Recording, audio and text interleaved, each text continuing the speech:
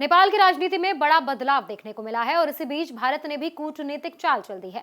नेपाल में नई सरकार बनने से पहले ही प्रधानमंत्री नरेंद्र मोदी ने वहां के प्रमुख नेताओं से फोन पर खास बातचीत की है। सवाल यह है कि क्या ये भारत की बड़ी कूटनीतिक रणनीति है और क्या इससे भारत नेपाल संबंधों में नया अध्याय शुरू होने वाला है। चलिए समझते हैं। प्रधानमंत्री नरेंद्र मोदी ने सोमवार को नेपाल के आरएसपी के अध्यक्ष रवि लामिछाने और पार्टी के वरिष्ठ नेता बालेन्द्र शाह से टेलीफोन पर बातचीत की। इस दौरान पीएम मोदी ने दोनों नेताओं को नेपाल के आम चुनावों में मिली जीत के लिए बधाई दी और नई सरकार के लिए शुभकामनाएं भी दी।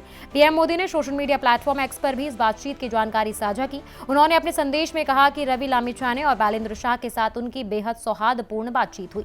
पीएम मोदी ने यह भी कहा कि भारत और नेपाल के बीच लंबे समय से मजबूत और ऐतिहासिक संबंध रहे हैं। उन्होंने भरोसा जताया कि दोनों देशों के संयुक्त प्रयासों से भारत नेपाल के रिश्ते आने वाले सालों में नई ऊंचाइयों तक पहुंचेंगे। पीएम ने इस दौरान दोनों देशों की पारस्परिक समृद्धि, प्रगति और खुशहाली के लिए मिलकर काम करने की भारत की प्रतिबद्धता दोहराई। अब अगर नेपाल के चुनावी आंकड़ों पर नजर डालें तो वहां की प्रतिनिधि सभा में कुल 275 सीटें हैं। इनमें से 165 सदस्य प्रत्यक्ष मतदान प्रणाली से चुने जाते हैं, जबकि 110 सदस्य अनुपातिक प्रतिनिधित्व प्रणाली के तहत चुने जाते हैं। ताजा जानकारी के मुताबिक प्रत्यक्ष मतदान वाली 165 सीटों में से अब तक 161 सीटों के नतीजे घोषित हो चुके हैं। बाकी 4 सीटों के नतीजे भी जल्द सामने आने की उम्मीद है। आरएसपी को सबसे ज्यादा 40 लाख से ज्यादा वोट मिले हैं। इसके बाद नेपाल कांग्रेस को 13 लाख, वहीं सीपीएन यूएमएल को 11 लाख, एनसीपी को 5 लाख, श्रम संस्कृति पार्टी को 2 लाख, जनता समाजवादी पार्टी को 1 लाख और राष्ट्रीय परिवर्तन पार्टी को 2,76,000 वोट मिले हैं। राजनीतिक विश्लेषकों का मानना है कि इन आंकड़ों के आधार पर प्रोपोर्शनल रिप्रेजेंटेशन सिस्टम में आरएसपी को लगभग 40 अतिरिक्त सीटें मिल सकती हैं। अगर ऐसा होता है तो 275 सदस्यीय प्रतिनिधि सभा में आरएसपी की कुल सीटें लगभग 164 तक पहुंच सकती हैं। ध्यान देने वाली बात यह है कि सरकार बनाने के लिए साधारण बहुमत के लिए 138 सीटों की जरूरत होती है। यानी अगर अनुमान सही साबित होता है तो आरएसपी अकेले दम पर भी सरकार बनाने की स्थिति में आ सकती है।